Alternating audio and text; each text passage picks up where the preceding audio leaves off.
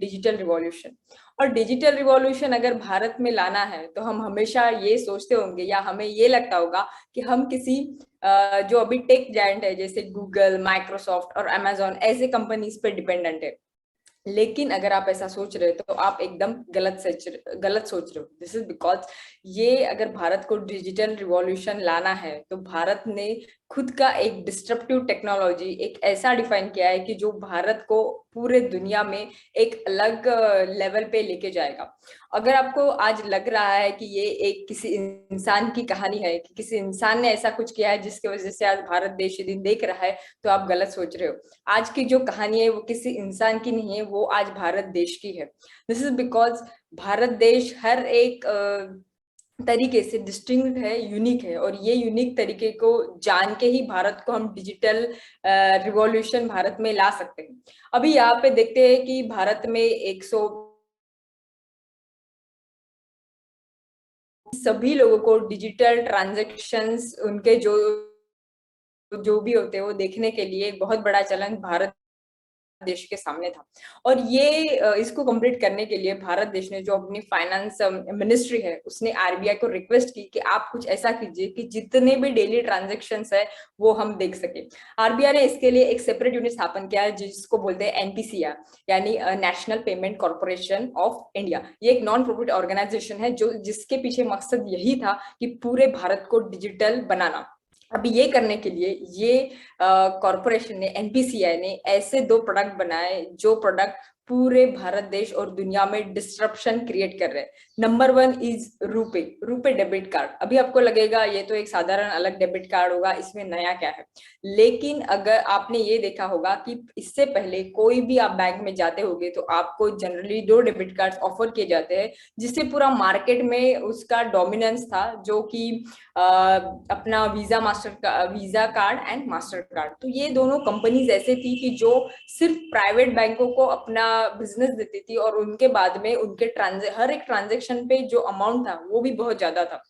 अभी for example Bharat के जो लेबर है जो कि महीने में ही 5,000 रुपए कमाते हैं, और अगर एक ट्रांजेक्शन पे उनपे 0.25 to 3% का अगर रेट लगाया जाए तो वो कभी भी ये चीज नहीं चाहेंगे। लेकिन जो रुपे डेबिट कार्ड है वो जब मार्केट में एंटर हुए तो उन्होंने ऐसे किया। नंबर 1 चीज, उन्होंने जीरो बैलेंस अकाउंट तैयार करने की सभी लोगों को अनुमति दी, जिससे कि ये लोग जो हमारी रूरल इंडिया है जिनको हमें डिजिटली लाना था वो रेडी हो गए। उसके बाद में ये जो डेबिट कार्ड है इसके ट्रांजैक्शन पे उन्होंने मिनिमम यानी 90 पैसा ही ट्रांजैक्शन पे लगाया, जो कि एकदम मिनिमम था, और सभी लोग इसका उपयोग करने लगे। और धीरे धीरे ऐसा हुआ कि जो डोमिनेंट कंपनीज थी भारत में, मास्टर और वीजा कार्ड, इनको पीछे छोड़ के आज रुपे डेबिट कार्ड पूरे भारत में मोर देन 50% जो ये मार्केट शेयर है वो कवर कर रहा है। तो इस तरीके से हमने पूरे भारत को एक डेबिट कार्ड पे लाया। लेकिन इससे भी बेहतर अभी जो आज का जमाना हम देखते हैं, अगर घर के बाहर हम पढ़ते हैं तो डेबिट कार्ड नहीं, अभी तो जमाना फोन का है, फोन पर से पेमेंट करना प्रेफर करते हैं। तो इसके लिए जो दूसरा प्रोडक्ट है जो हमारे एनपीसीआई ने बनाया वो है यूनिफाइड पेमेंट इंटरफेस। अभी यूपीआई नाम का ये जो प्रोडक्ट है ये डिस्ट्रप्शन पूरे दुनिया में कैसे करेगा ये मैं आपको बताती हूँ। नंबर 1 चीज, हम जब भारत में एक इन्होंने इंटरफेस, मतलब ये ऐसा एक प्लेटफॉर्म है जिस प्लेटफॉर्म पे कोई भी 2 बैंक जो है वो ट्रांजेक्शन कर सकती है, और इसका काम यही है कि ये बैंक से ट्रांजेक्शन इस बैंक में करवाने का। अभी इससे पहले जो अभी एप्स निकले जैसे कि गूगल पे हो गया, अमेजोन हो गया, देन व्हाट्सएप से भी आप पेमेंट कर सकते हो। इन सभी एप्स को एक प्लेटफॉर्म पे लाके एक प्लेटफॉर्म दूसरे बैंक से इस बैंक में ट्रांसफर करने का काम जो है वो यूपीआई करती है। इसके लिए मार्क जुगरबर्ग ने भी ये बोला था कि बिकॉज ऑफ यूपीआई मेरे लिए पॉसिबल हुआ कि मैं व्हाट्सएप पे पेमेंट ला सकूं।